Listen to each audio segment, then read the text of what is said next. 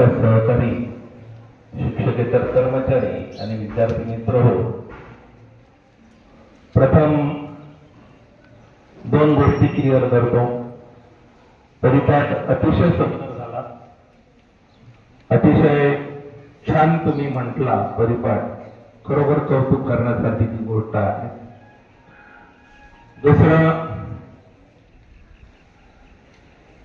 त्याचबरोबर या मुलींनी सूत्रसंचलन अतिशय सुंदर केलेलं आहे. संस्कृतच्या विदेशी म्हटलं तर वावगं ठरणार नाही अशा पाटील मॅडम त्यांनी सुंदर माहिती दिलेली कालिदासांची. गाणं होत असताना काही मुलं नाचत पण होते बसल्या बसल्या, त्यांच्याकडे माझं लक्ष होतं. त्या डान्सर मुलांना आपण नंतर बोलावून घेऊ, त्यांचा स्वतंत्र डान्स तुमच्यासाठी ठेवू, काही काळजी करायची नाही.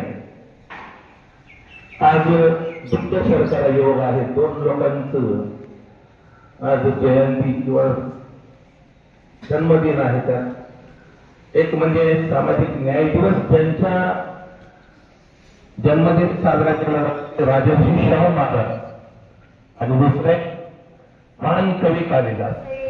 मेघदूतं पठामः वारं वारं कवि कुलगुरु कालिदास स्मरामः. अद्य गुरुवासरे आषाढस्य प्रथम दिनाङ्के वयं सर्वे प्राङ्गणे कालिदास दिनस्य समारम्भे सम्मिलितः. यस्मिन् दिने कालिदासस्य मेघदूतं खण्डकाव्यस्य यक्षरस्य सन्देशः प्रियसी प्रति प्रेषितवान्.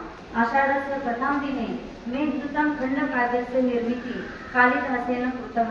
अतः आषाढस्य प्रथम दिने कालिदास दिनी इति नाम्ने मन्यन्ते.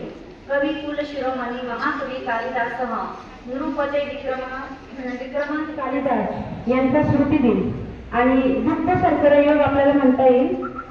छत्रपती शाहू महाराज यांचा काय आहे ऐकताय ना तुम्ही? बऱ्याच विद्यार्थ्यांनी भाषण केली. काय आहे आज शाहू महाराजांचा जन्मदिवस, जयंती आहे, बरोबर.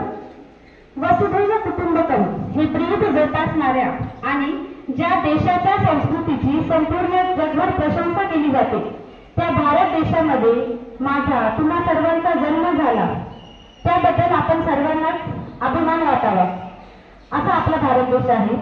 तसेच त्याही पुढे जाऊन पुणे, शाहू, आंबेडकर या पुरोगामी महाराष्ट्रात माझा जन्म झाला ही गोष्ट म्हणजे तर मला दुधात साखर अशीच वाटते. आज शाहू महाराज यांची जयंती.